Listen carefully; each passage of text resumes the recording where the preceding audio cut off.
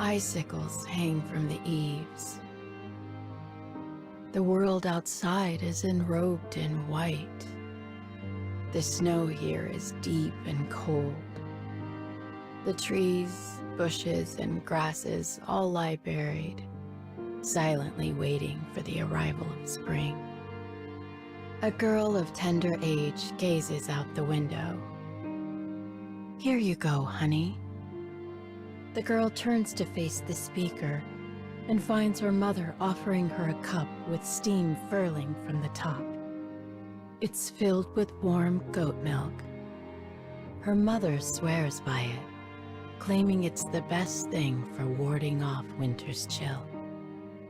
But the girl doesn't feel strongly about it one way or the other. Thanks," she says. She accepts the cup from her mother and returns her attention to the outside world, taking small sips now and then. "I wonder when your father will come home," murmurs her mother. Without waiting for a response, she quietly retreats back to the kitchen. The girl exhales on the window, her breath warm from the milk. It clouds over in white. She runs her finger across the spot, sketching idle patterns. She is not allowed to play outside during the winter, so boredom is her constant companion. During such times, even a window can make a decent playmate. The girl lets her attention drift as she looks out the window at the piles of snow beyond. Her small house sits halfway up a snowy mountain. The girl and her mother are usually the only occupants. Her father is rarely home. According to her mother, he is an adventurer of sorts who is always off traveling the world. The girl isn't sure what kind of job an adventurer is exactly. All she knows is that her father is very busy. But her mother has a litany of complaints about him, and she is never shy to make her opinions known. "Your father never listens. He's stubborn as a mule, drunk as a skunk, and he never, ever, ever thinks about his family. He only cares about his damn adventures." And she always finishes her rant with the same exasperated phrase, "I honestly don't know what to do with that man." The girl is too young to speak with her mother as an equal. But as her mother has no one else to talk to, she grumbles away, as much to herself as her daughter most days. Recently, her mother told the girl a story. 4 years ago, when the girl was born, her father had apparently been off on one of his adventures. "Wait," said the girl when she first learned of this. "So you gave birth to me alone?"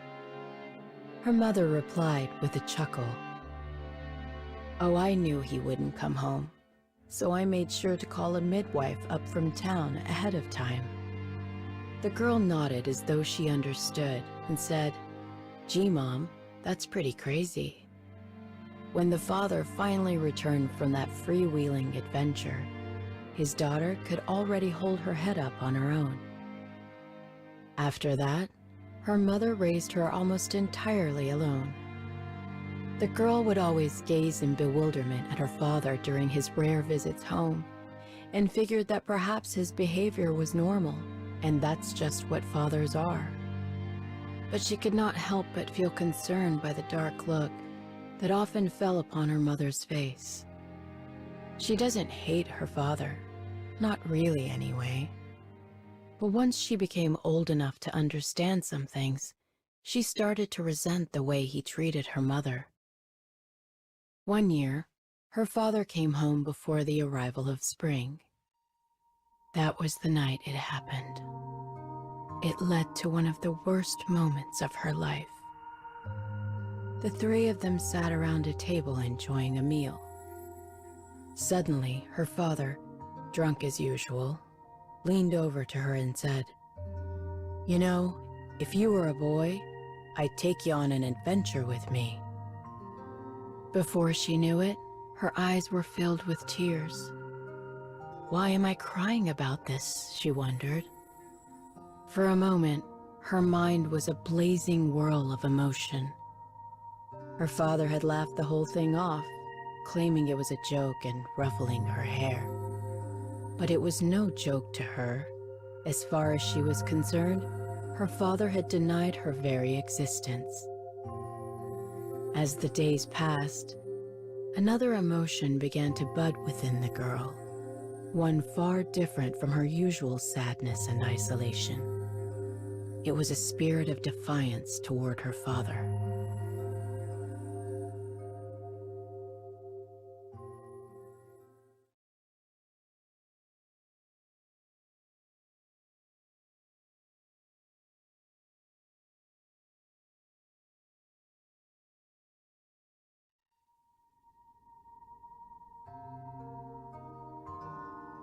"You know, if you were a boy, I'd take you on an adventure with me." 2 years have passed since her father hollowed out her heart. Though she is older now, she still lives alone with her mother. Her father continues to live his life of freedom, stumbling home whenever the mood strikes. Why does Dad like adventures so much? Why does Dad think they're more important than Mom? Why does Dad hate me? These questions often enter the girl's mind before she falls asleep. But one of her lean years can never find the answer. Eventually, as always, her father wanders home.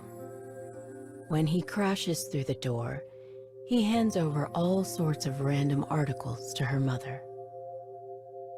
They're a mix of strange statues, odd flowers, and a dozen other useless trinkets, but he refers to them proudly as his spoils. "Sell them for money," her father says proudly, but the girl knows from her mother that his spoils are near to worthless. In the end, her mother always paid their living expenses by knitting clothes and gloves and selling them in town. But of course, her father has no idea. She asked her mother once why she didn't tell her father this, and she just shook her head. Those spoils are important to him. If he ever realized they were junk, it would make him terribly upset. After handing over his most recent spoils, her father gulps down strong alcohol with dinner. Though he is usually silent on his first night back, this time he gleefully spins tales of his adventures. Ever since the incident of 2 years ago, the girl had avoided her father when he drank. She couldn't bear having him say something so cruel again. That's why she rarely hears his adventuring tales directly. But his booming voice is impossible to avoid in the small house, and it reaches her as she lies in bed. He raves about fighting a ferocious beast in a scorching volcano, claims to have discovered ancient ruins in a deep wood, and weaves a tale of a titan's mirage in a land of illusion. "Bet I would love these stories if I was a boy," mutters the girl. Annoyed, she closes her eyes and waits for sleep. She occasionally hears her mother make indistinct noises to indicate she's following along, either because she's used to such stories after all the years, or because she's simply tired of hearing them. Soon, her parents start to argue. This is another part of his coming home routine. The cause of their argument is always some trivial matter, mostly involving a supposed hurt suffered by her father. "Are you even listening to me? This is important." Things like that. Yet to a child, every argument is a new round of pain. Whenever he starts yelling, she feels such empathy for her mother that her entire soul is plunged into a whirlpool of fear and unease. She pulls her blanket over her head and wraps it tight around her ears in an attempt to block out his drunken howls. I wish he'd never come home. Soon she hears her father yell, "Adventuring is my life, woman," followed by the familiar slam of a door. The argument had ended as it always did. With sleep miles away, the girl slips out of bed and makes her way to her mother, who is sitting silently at the kitchen table. "I'm okay, honey," she says with a slight smile. "Go back to bed." Relieved, the girl returns to her bedroom and quickly falls asleep. She thought her father might stick around for a bit this time, but he sets off again in the middle of the night. And she knows that when he returns, he'll cheerfully drink his favorite drinks, wolf down some food, and argue with her mother. The same pathetic pattern, an endless, worthless cycle. Why did he do the same thing over and over? And why did her mother put up with it? She did not understand at first. One day, the mother said to the girl, "That's just who your father is." To the girl, it looked as though her mother was forcing a smile. The girl eventually summed it up in a single thought. "I guess that's just what it's like to be married."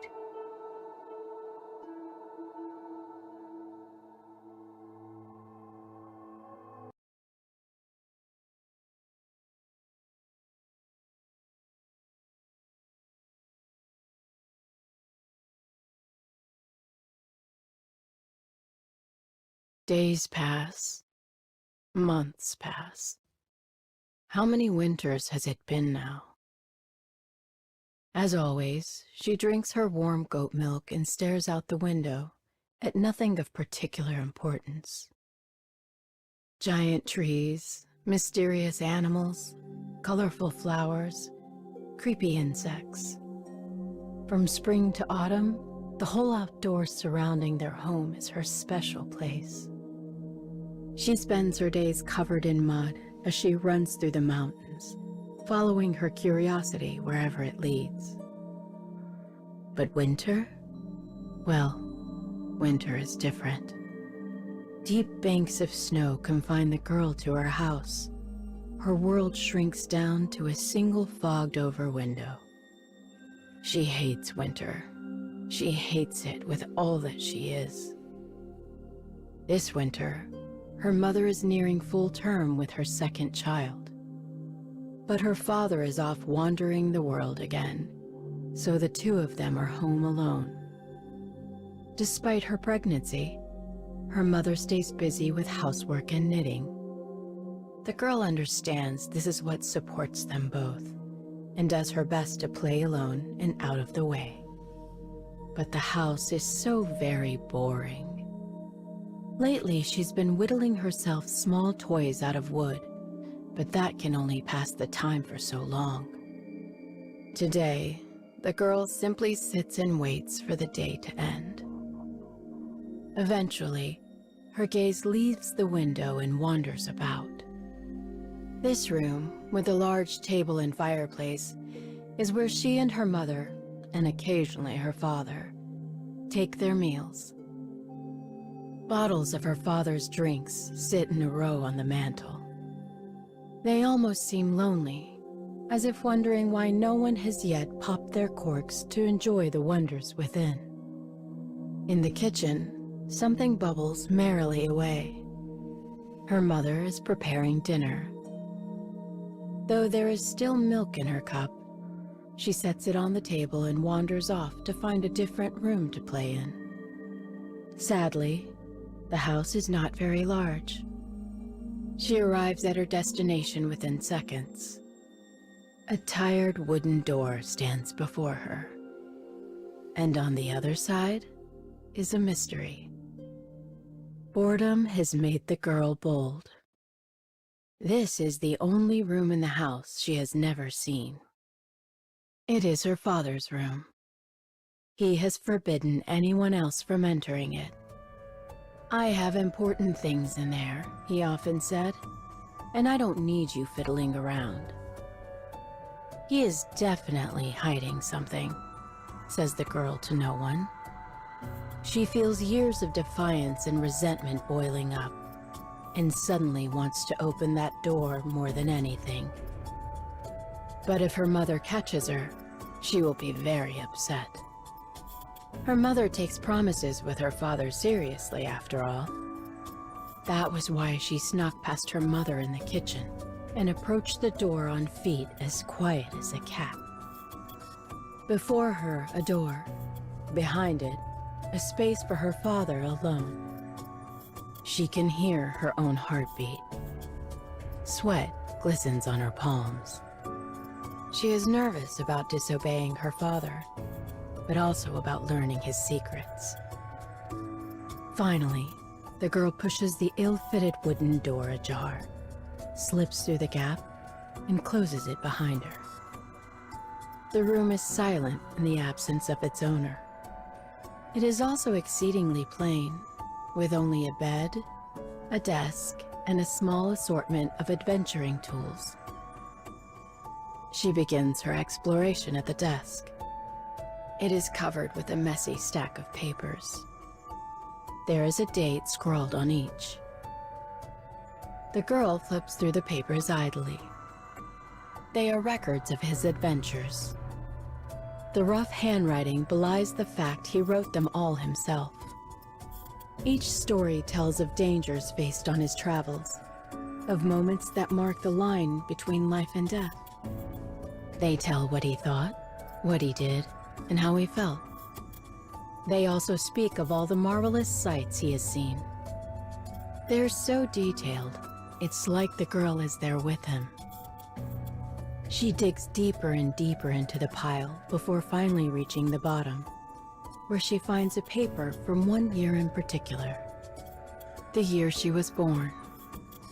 She opens the record and begins to read, and as she does, her heart leaps into her throat.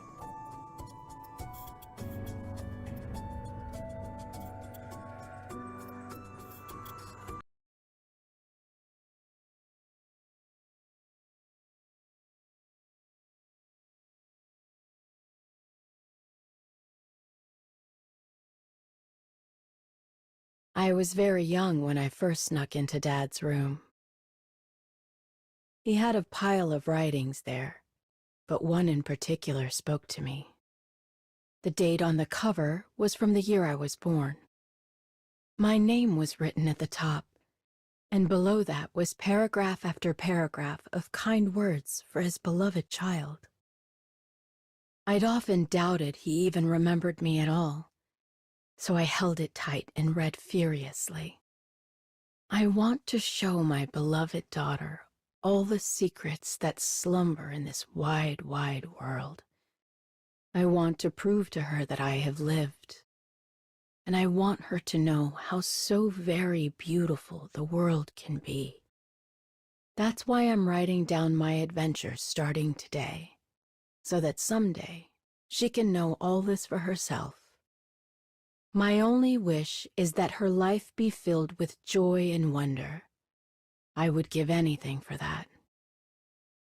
Dad was a large, loud, awkward man, and he was terrible at expressing his feelings, especially love. But in that moment, I suddenly understood him. The date on that entry was 3 months after my birthday. Mom told me he was off adventuring the day I was born. He must have written it when he came back. That's just the kind of man he was.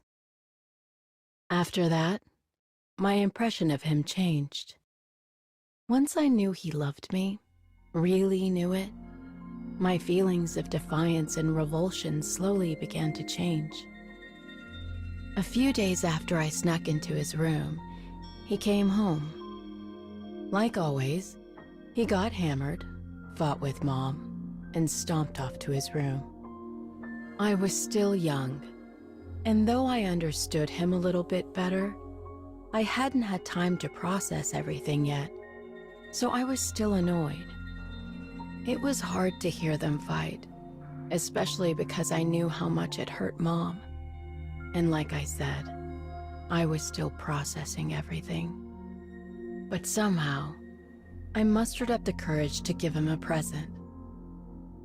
It was the next morning, just as he was heading out. The snow was heavy that day. I woke up early, walked outside, and handed him a letter and a good luck charm I'd carved out of wood. It was the first present I'd ever given him, and he looked a little shocked to receive it. But then he smiled at me, muttered an awkward thank you, and tucked them both away in one of his pockets. That smile made me feel like my heart was going to burst.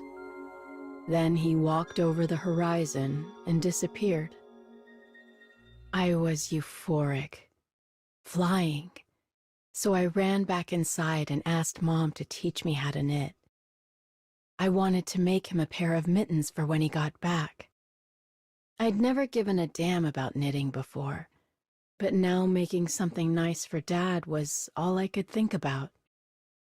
Maybe I thought it would make up for all the coldness I'd shown him over the years. Unfortunately, I was never able to give him those mittens. Because after he left that day, he never came back. I've been waiting for 10 years now. You're back, you're back. Tell me a story, an adventure story. When I open the door and enter the house, my little brother runs up and attaches himself to my leg. He's far happier than I ever was at that age. And why not? He's healthy and loved and has the whole outdoors as his playground. But unlike me, all he knows about Dad are his stories. I'm gonna be an adventurer just like you, sis. I now travel the world as a fledgling adventurer. And on the occasions I make it home, I always make sure to spin my brother a tale or three. The records my father left behind are my most precious treasures. Mom was beside herself when I told her I was going to be an adventurer, but she eventually came around. You can only fight what's in your blood for so long, you know? I still remember what Dad said that night. You know, if you were a boy, I'd take you on an adventure with me.